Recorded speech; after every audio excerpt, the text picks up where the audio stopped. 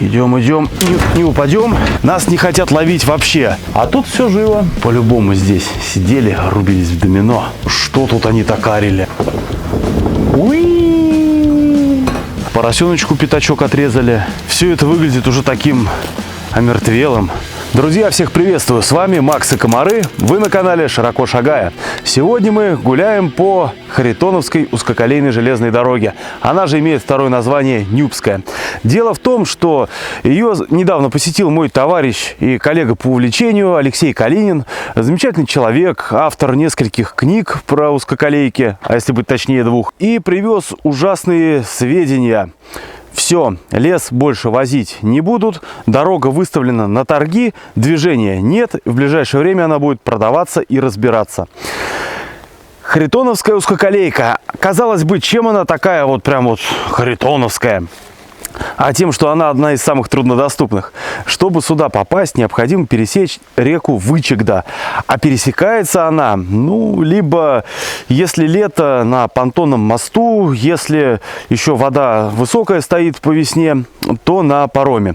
Я сегодня доехал еще на пароме, но понтонный мост уже ставили, поэтому не сегодня-завтра его уже введут в эксплуатацию. Фотографии вставляю, посмотрите, это эпично. Но это еще полдела.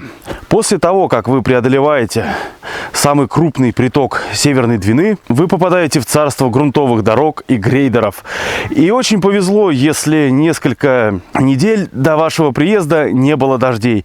Тогда вы можете спокойно, невозбранно проехать. Однако, если вы попали в сезон дождей или после его окончания, очень хорошо, если у вас УАЗик. Это какое-то такое вот месиво жуткое, которое тянется на 30 километров до этой дороги. Но нам сегодня очень повезло, в отличие от этой узкоколейки, и мы здесь. Поэтому предлагаю не откладывать в долгий ящик и посмотреть, что из себя представляет сначала станция, а потом уже депо. Ну а на десерт поедем, конечно, по остаткам линии. Хотя, насколько я знаю, ее еще не начали разбирать. Так что подписывайтесь, присоединяйтесь. Всем желаем приятного просмотра.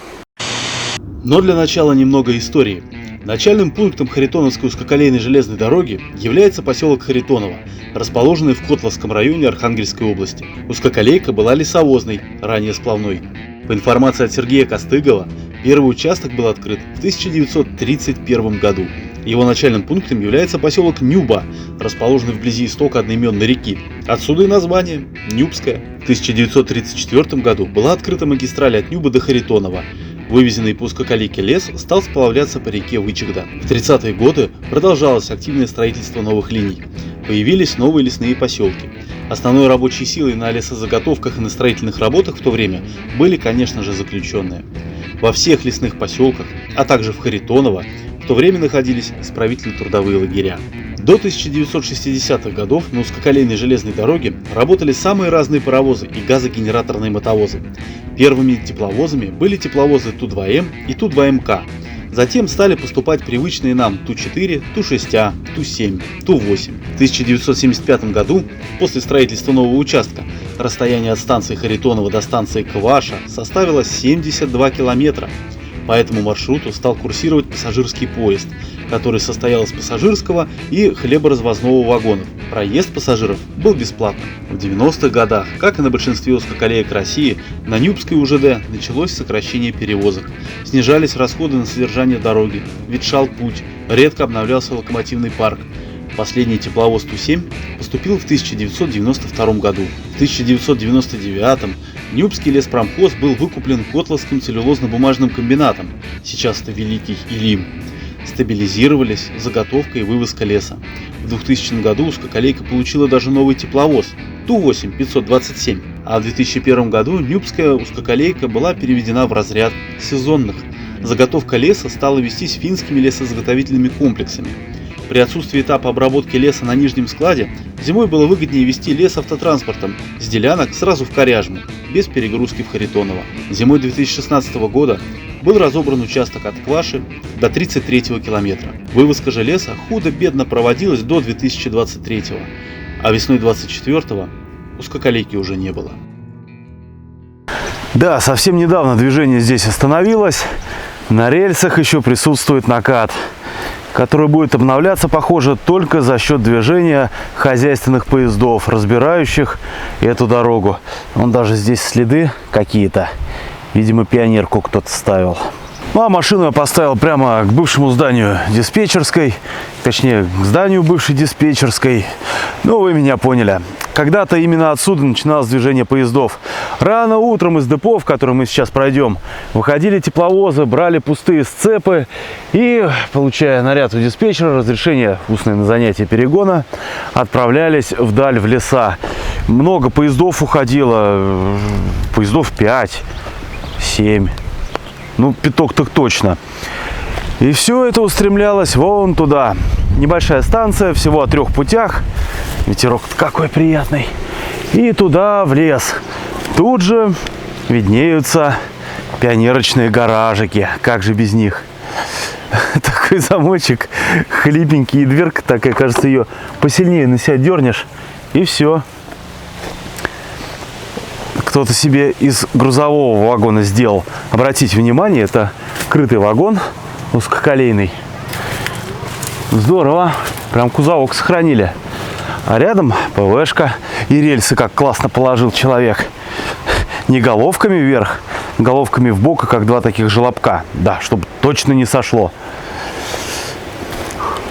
ПВшка. Все заварено. Там, полагаю, сортир. Ну, а здесь ПВшка. Дальше голь на выдумке хитра. Ладно, классический такой сарайчик. Из какой-то бочки даже сделали. Газовым резаком вырезали. Да уж, что только не бывает. А вот еще один вариант из грузового крытого вагона. Вон видны его рама. А здесь немножко спилили. И получился как такой навес-козырек.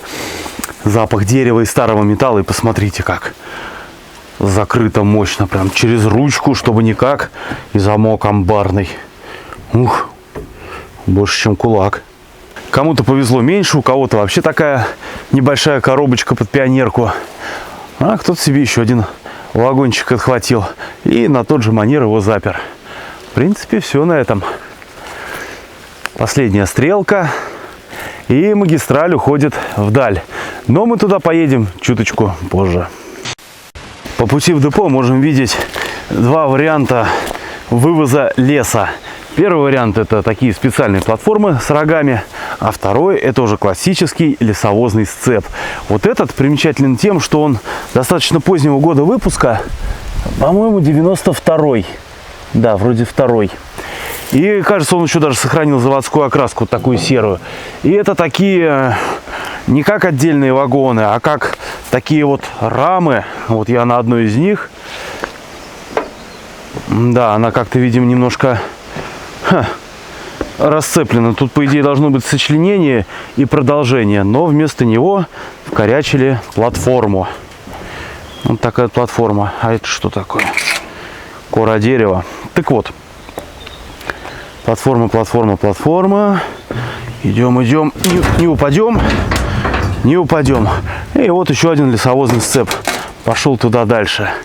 И где-то в лесах они заканчиваются. Ну, по большей части комбинируют, как мы можем видеть. Есть и платформы, и сцепы. И все это используется. Здесь нет каких-то, точнее, не было каких-то длинных поездов лесовозных а-ля Алапаевская. Здесь был, ну, грубо говоря, стандарт. 12 сцепов везли, 12 таких вот пачек леса. Сейчас, к сожалению, все. Так. Эх, ноги бы не сломать, вот за счастье. Хвост состава обозначается какой-нибудь веткой, ну, чем-то ярким. Это делается для того, что если поезд хвост отбросит, чтобы это было заметно, поэтому бдили. И еще здесь также использовалась поездная радиосвязь. Видите, какая антенна здоровая. Вызывали тепловозы и координировали движение. Ну, например, там кто-то кого-то, чтобы обогнал, или организовать скрещение, да мало ли что, помощь заказать. Все-таки оперативная передача информации — это очень круто. Что интересно, несмотря на то, что движение прекратилось совсем недавно, все это выглядит уже таким омертвелым. Наката на рельсах нет вообще никакого. Молодая поросль скрывает вагоны за собой. Да и даже самый ходовой путь, несмотря на то, что по нему какое-то движение, как мы видим, есть, все равно уже тоже как-то уходит в зелень. Но это уже для совсем задротов типа меня. Такое интересное комбо. Вроде платформа, а такая серая окраска, как будто лесовозный сцеп. Ну и видим, что она обозначена как хвост. И так, так сказать, замыкающая. Ну, как водится, тормозов на этих вагонах нет. Тормоза только на локомотиве. Поэтому, если когда-то попадете на узкоколейку, ох, не стойте перед приближающимся поездом. Даже если он очень захочет затормозить, и машинист сделает все, что можно, не успеет. Интересно, что буфера смазанные. Видно, еще совсем недавно все это было в эксплуатации, все ездило. Огрызок такой вот. Когда-то это был ручной тормоз. Вот это вот надпись «тормозить». Это куда колесо крутить, в какую сторону для затормаживания. Вот еще один сцеп. ДМЗ, 90-й год. Да, техника, конечно, в прекрасном состоянии. Очень-очень жаль, друзья. Из разряда «голь на выдумку хитра». Тоже платформа для перевозки леса, однако использованы элементы от вертушки. Даже надписи остались: опустить, поднять. Прикольно. Никогда такого еще не видел. А вот и другая горловина станции. Тоже пионерочные гаражики. В частности, вот из такого какого-то. Что это вот? Вагончик такой был или сарайчик? Ну это ладно, интересен прицеп. Я уж не знаю, что тут. Карпа какого живого возили. Смотрите, колеса пионерочные. То есть это для узкоколейки сделано. Да, такой кузовок много увезет. Тут уж базара нет. Вон два колесика на месте. Даже звездочка есть. Ценности, ценности. Однако мы идем дальше. Здесь как будто уже начали что-то искать, что-то копать. Хотя дорогу вроде как разбирать не начали. Продолжаем поиски депо. Места здесь надо отметить, ну, исключая сам поселок, достаточно глухие. Много зверья всякого. Утром, вечером. Вот завтра с утра планирую поехать на пароме. И на первый паром надо успевать. А он очень рано. Так что, может, увидим кого из зверей. Тоже интересная техника. Вот эта платформа, как вы видите, явно не для леса. У нее и тележки такие помощнее, и рама больше, и покрытие. А еще два таких вот трака для заезда тяжелой техники. Как вы можете догадаться, она нужна для транспортировки этой самой тяжелой техники в лес. Все-таки намного проще загнать какой-нибудь там трактор-бульдозер на платформу и довести до места работы по узкоколейке. Какой чудный домик. Можно было, сидя на балконе с утра, попивать кофе и смотреть, как люди на тепловозах едут в лес на работу. А у тебя все хорошо. Крутится пластиночка и играет джаз. Тем временем какая-то стрелка, там виден сцеп. Кажется, мы куда-то дошли. Так, а вот и ворота. Такой мини-мостик. Там канава водоотведения. А вот и ворота. 24 часа видеонаблюдения. Всегда для вас. Что у нас там? Депо и тепловозы. Пока еще что-то осталось. Пойдем попробуем найти вход официальный. Видеонаблюдение — это, конечно, хорошо, но интереснее иногда посмотреть все своими глазами. Особенно, когда материалы видеонаблюдения вам никто не покажет. Вот мы прошли на зарастающую территорию. И можем посмотреть, что здесь есть. Ну что, платформы, бытовки. Это вообще старье какое-то. Эти поновее. Окошки уже пластиковые. Ну, как-то все нормально, по уму. Несмотря на то, что вроде только недавно работать перестало все это дело, как-то территория выглядит уже заросшей. Да, неудивительно, что ее охраняют. У нас все-таки сейчас такой национальный вид заработка – металлолом. А вот и тепловозы стоят. Да, вообще печальное зрелище, картина, ну, грустная. И очень символично смотрится выцветающий герб СССР.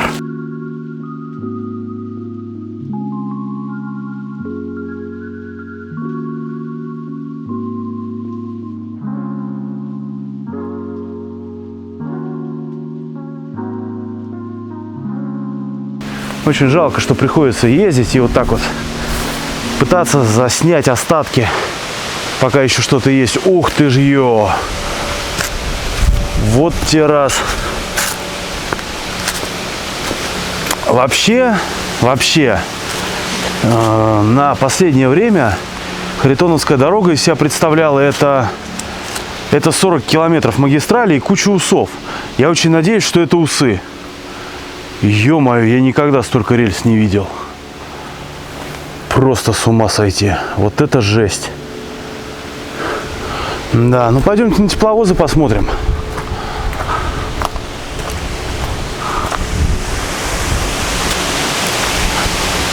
Собственно, вот они, тушки.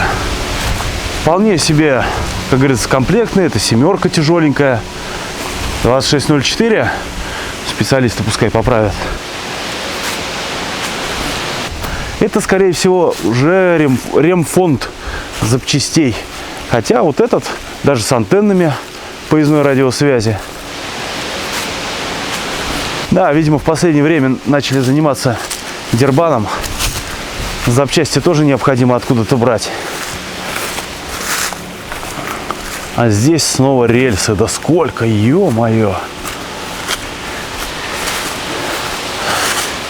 Да, ребят, у меня, конечно, извиняйте за, может, излишнюю эмоциональность, но я как-то не ожидал, что я Харитоновскую дорогу увижу вот в таком виде. Ой, вкусно как пахнуло от тепловозов дизелем. Вообще прискорбно. Ну, хоть что-то от линии осталось. Мы это сегодня, конечно же, проедем. Но что-то чувствую, видюха будет очень грустная, друзья. Вот уже кабина валяется, отсеченная. Здесь когда-то, видимо, типа канавы что-то было. По ширине, как будто, да, под рельсы, и можно было залезть, какое-то обслуживание провести. Но сейчас все. Сейчас это уже обслуживать не надо. Какой красивый зеленый тепловоз. Ту-6D сливается прям с зеленью. Эстетика узкоколейки, друзья. Уходящая. Спешите видеть. Хотя тепловоз видно, что недавно совсем был в работе. У него даже буфер весь еще в смазке. Все лоснится и блестит. И, кстати, насчет видеонаблюдения они не шутили. Вон, видите, камера висит. Ну, как бы камера. Но если в нее никто не смотрит, ее и бояться смысла нет. А она смотрит, кстати, на тепловозы. Как раз, чтобы с них чермет не скручивали. В принципе, ну, давайте смотреть правде в глаза. Мера по факту здравая. Давайте посмотрим на состояние кабины. Даже замка нет.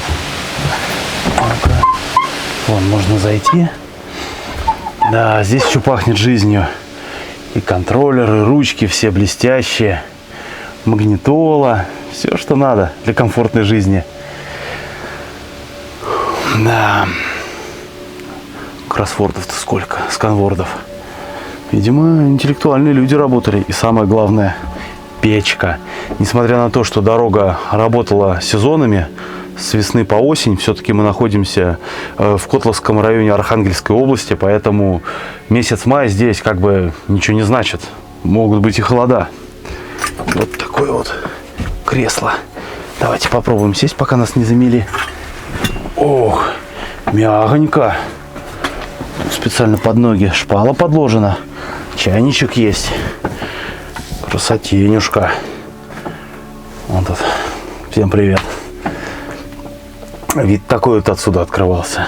Кран уже заржавевший.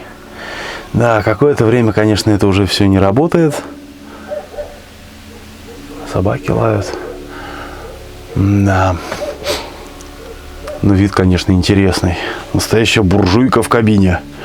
А это вот как в сауне сюда. Значит, можно лечь, а коллега вениками обходит. Хотя сейчас, да, уже скорее венки. И даже посмотрите, тут даже есть устройство для просмотра DVD-дисков. И DVD-диски сами тоже есть. То есть можно было ехать и кинцо какое-то включить, и что-то посмотреть, культурно просветиться. Видимо, сюда вывели розетку 12 вольт, разветвитель. Все в него, зарядки, все, что надо, есть.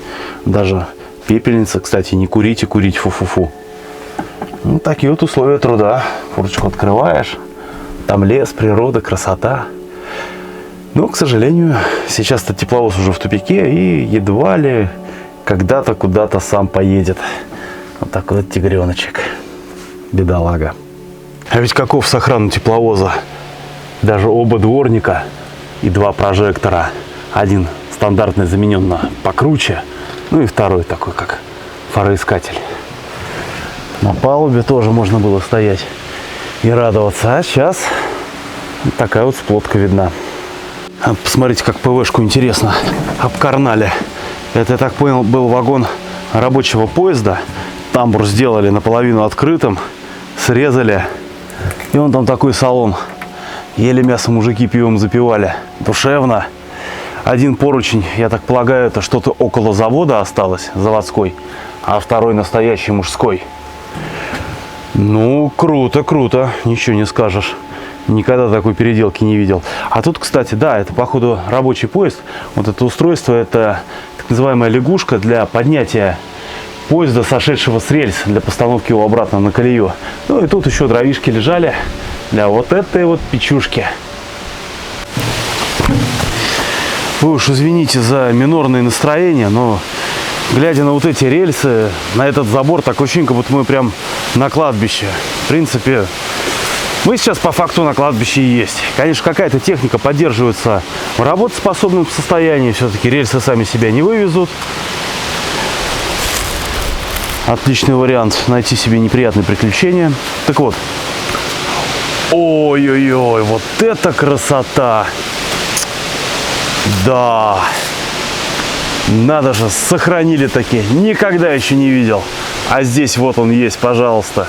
Я, конечно, не фанат Союза, но как такая вот частичка истории, очень круто. Прям козырно смотрится. Роскошно. Прям. Здесь, видимо, путейский инструмент. Это машина для подъемки, подбивки пути. Опять же, рельсы. Куча костылей, куча болтов с гайками. Какая-то такая вот интересная была тележка. Колесная пара такая немножко, ну, нетипичная. Без подвески, без всего. Ну, типа, может, Модерона такого. Ох, как же красиво. Ветер шумит, солнце, березы, все это.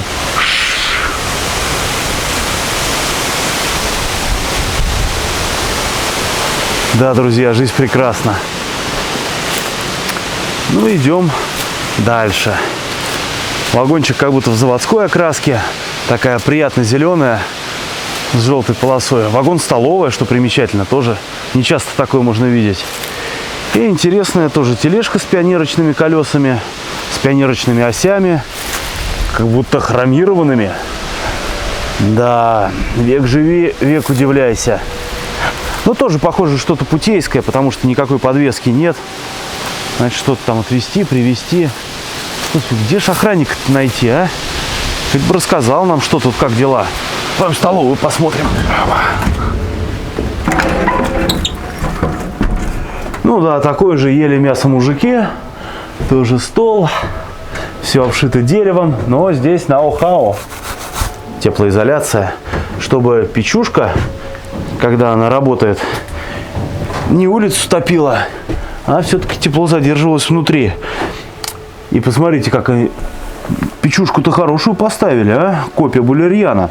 Чем она интересна? Сейчас покажу. холодный воздух снизу она берет, в эти трубы нагревает и выплевывает вверх вот через вот эти вот. Соответственно, она создает такую циркуляцию теплого воздуха. Плюс она должна быть еще и длительного горения. То есть закинул, вот эту вот задвижечку прикрыл, и оно там все тлеет. И тлеть может очень долго. Очень классная, кстати, штука. Тоже себе пока слюнки пускаю, хочу, но когда-нибудь. Да, ведь неплохо же все было. То есть это надо было заморочиться, поставить такую нормальную копию известной печки Балерьян, чтобы все это топить. А сейчас все. И посмотрите, какая шикарная коллекция. Эх. Ну, любители, спасайте. Ну и оставшаяся техника. Еще один тепловозик. На что-то на семерку похоже. Вон рама какая здоровая. Карданы на месте. Снегоочиститель. Такой вот он. Хотя, интересно, ну, скакалейка так-то зимой не работает. Но снегоочиститель есть. Запасливость. Причем не абы какой, а посмотрите, с пневматическим приводом на нож. Вот это да, вот это круто. Здесь цилиндров нет. Да, соответственно, вот эта сторона рабочая. Не часто такое можно встретить. Вот, собственно, да, как это работает. Ага, ну вы видите, как это происходит. А вот сюда приходят штоки этих цилиндров и опускают нож. Класс. Значит, мы видели ПВшки обычные, ПВшку столовую, в которой ничего от столовой не осталось. А это детский. Ну, пойдемте в детство. Кстати, да, поручни. Поручни это, походу, родные. Даже еще с этой, как на старом автобусе, как на Лиазике каком. Ностальгический вариант. Да, детство, детство, ты куда ушло? Здесь, конечно, печка попроще, утепления такого нет. Ну, зато стол неплохой. Нарисованный паровозик. Господи. У кого-то детство играло. Не сорите, пожалуйста. Не будем. Ну и завершает всю эту картину цистерна с водой. Причем, мне кажется, она как-то больше, чем стандартная ВЦ-20. Какая-то она дюже длинная. Ну, есть на ней какие-нибудь познавательные вообще знаки. 31-51.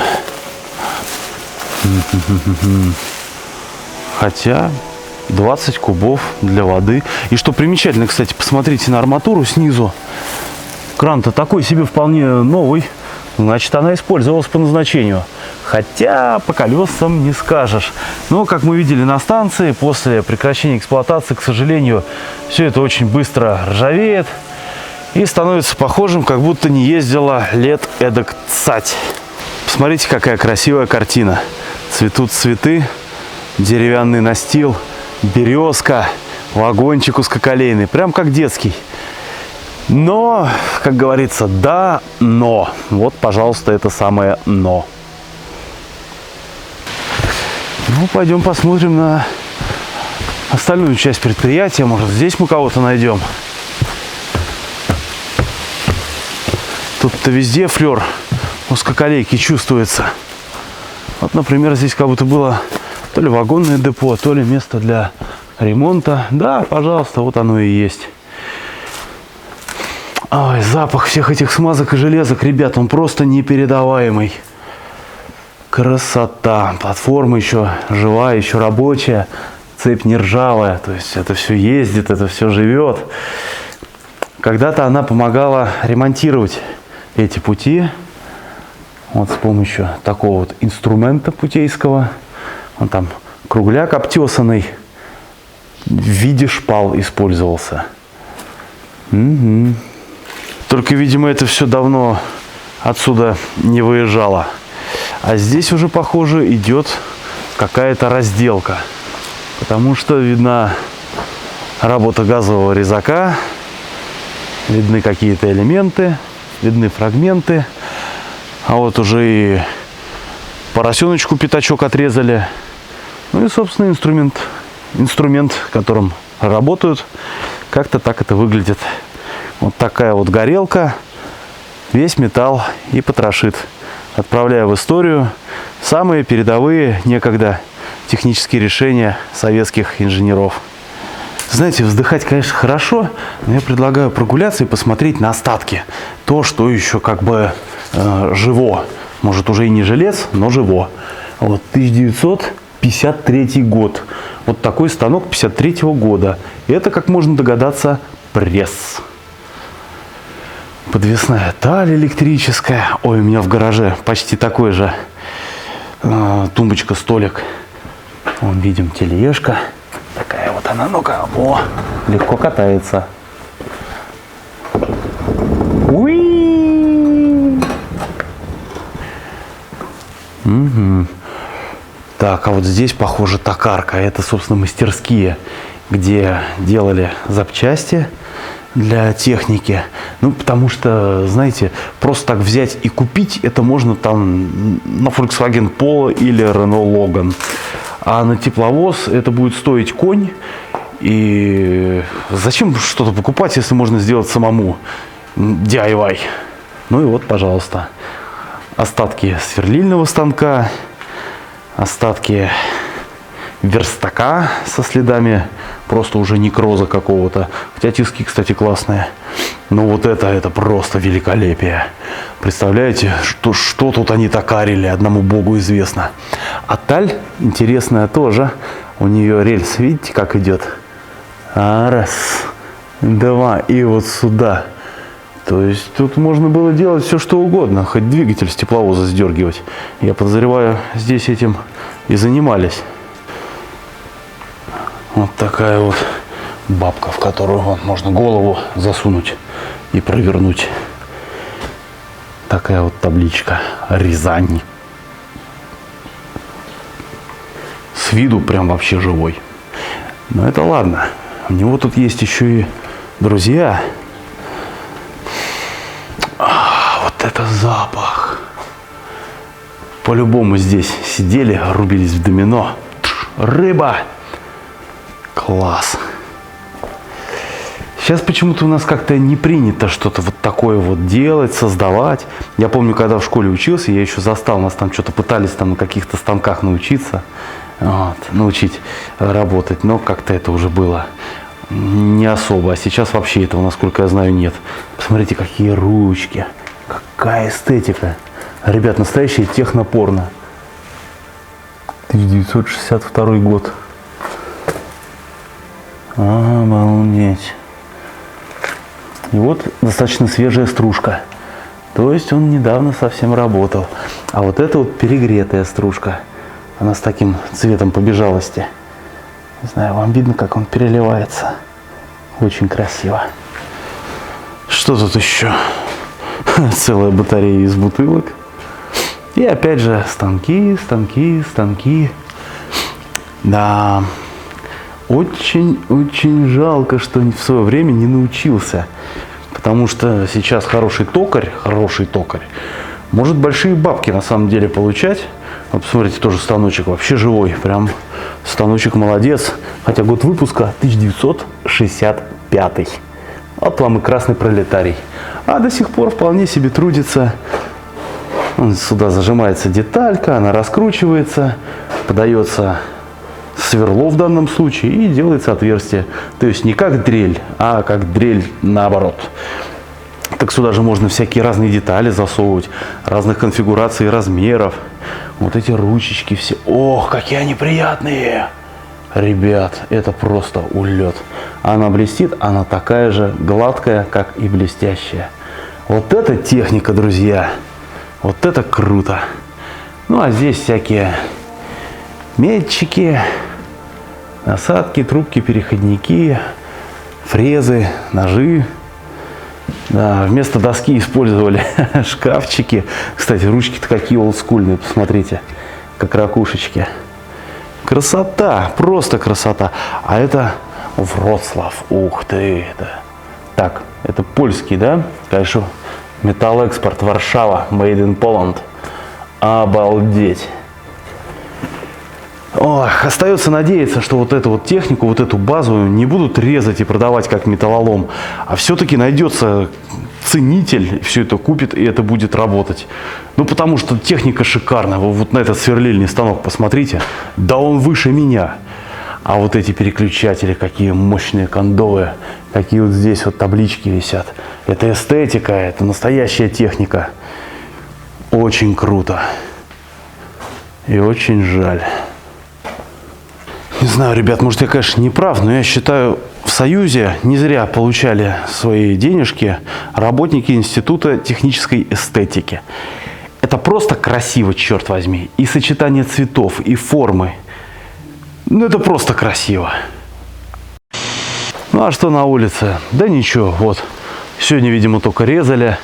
Очки даже висят. Следы свежей работы. Хотя уже вот, пожалуйста, деревца растут.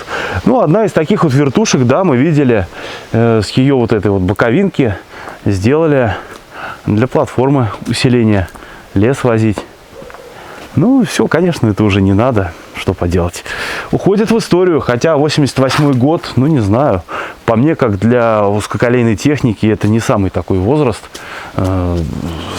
старый, скажем так. Тушечка. Пойдем заглянем внутрь. Ну-ка. Какая ручка интересная. Самопал. А тут все живо.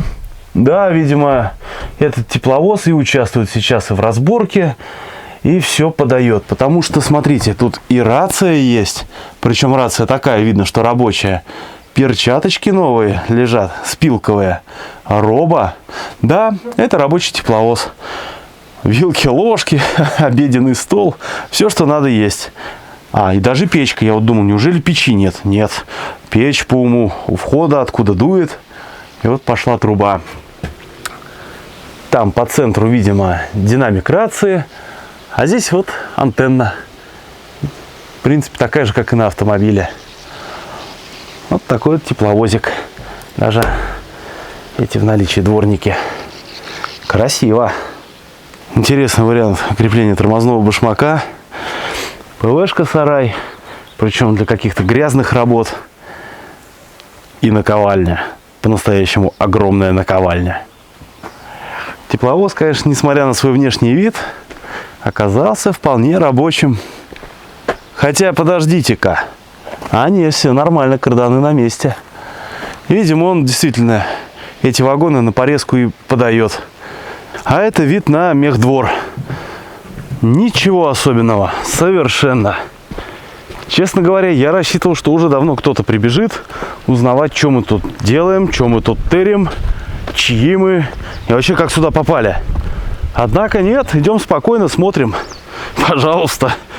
Ну, с другой стороны, как бы поселок не такой, чтобы большой. И если кто-то что-то сопрет, по-любому об этом все узнают. Может, поэтому так лайтово с этим. А вон там какая-то избушка у ворот. Вот это, скорее всего, охрана. Пойдемте с ними пообщаемся. Как же я люблю эти трелевочные трактора. Асимметричная кабина. Вид, как будто просто покорители Плутона. Причем на самом Плутоне работают. Колония человечества. Вон там и шерстяной валяется. Видимо, никого нет. Есть кто? Люди! Шерстяной. Человеки! Что-то как-то мы вообще сюда неудачно зашли. Нас не хотят ловить вообще. Даже шерстяной развалился и только подтягивается нежно. Ну, его можно понять. Он в шубке, а сейчас на улице достаточно жарко. С коротким рукавом и то жарковато. Ребят, я опять к вам обращаюсь. Кто знает, в комментариях, пожалуйста, напишите, что это вообще вот такое вот. Да, я вижу, что это гусеничное. У него какой-то такой отвал а-ля снегоочиститель. Ну, с гидроприводом. Это какая-то пожарная техника для тушения лесных пожаров или что? Неясно. Причем ручка такая, кажется, как будто такая современная. Заперт. Ну, не знаю вообще, как это прокомментировать. Как будто бы, да, куда-то доехать и потушить очаг возгорания в очень труднодоступном месте. Ну, как будто это так. А здесь когда-то происходила экипировка техники. Ну, судя по всему, колесной или гусеничной. Собственно, такая вот, ну, не бенза, но колонка. Отмеряла литраж.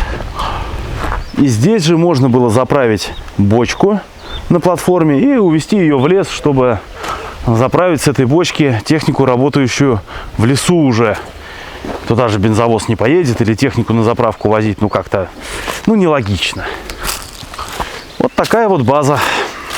А сейчас предлагаю потихонечку форсироваться, ставить дрезину на рельсы и отправляться в дальний путь. Ведь эта дорога известна множеством своих усов. И только магистраль 40 километров, если не разобрали раньше. Поэтому предлагаю посмотреть. Ну а вы подписывайтесь на канал, чтобы не пропускать новые серии. Ведь будет все интереснее и интереснее. Убьюсь я когда-нибудь или нет. Вернулись на главный путь узкоколейки. Вон там за забором мы только что бродили. А здесь мы видим вот такую вот технику. Такой классный вездеход, который уже все отъездился. И из интересного достаточно свежие современные вагоны, прицепы, лесовозы. Причем достаточно исполинские, четырехосные. Это реально как вагон на колесах. Офигенные! Я даже не знаю, как они вот по каким-то таким делянкам ездят. Скорее всего, из самой перди древесину доставляют, либо вот этими форвардерами, харвестерами, либо по старинке узкоколейкой, либо каким-то кондовым автотранспортом. Уже перегружают на это и этим везут куда-то там заказчику.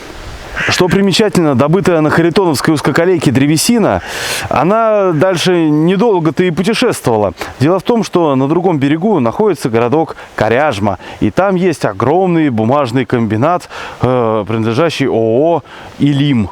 Это такой мощнейший работодатель, да и вообще у них еще под ними там Удимская узкоколейка. В общем, мощное такое классное предприятие, и не совсем понятно, почему они эту дорогу решили разобрать.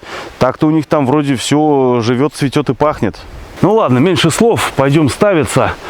Эх, по классике жанра. Кабина, сарайчик. Хорошо. Мини-мостик через канавку. Здесь сделана хорошая система дренажа для отвода влаги от предприятий. И вот здесь вот тоже маленький мостик. И одинокая платформа. Ладно, давайте ставиться на рельсы и вперед. А то время уже 6 час вечера. Благо белые ночи, так что по-любому все посмотрим. Точность, вежливость королей. Итак, ребят, наконец-то мы экипированы. Прошлая поездка с поломкой, с длительным возвращением кое-чему научила. Итак, какие уроки вынесены? Инструмент почти весь.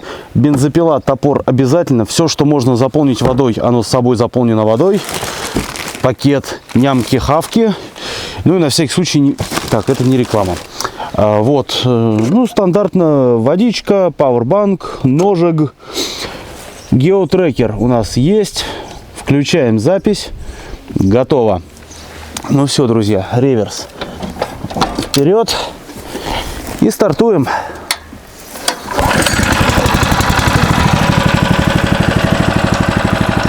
Ну, поехали с Богом.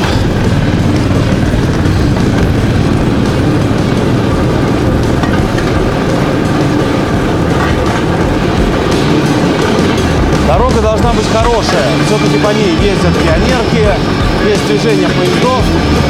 Надеюсь, 40 километров проедем достаточно оперативно. По крайней мере, хочется верить. Если не будет никаких там приколов со стороны дрезины.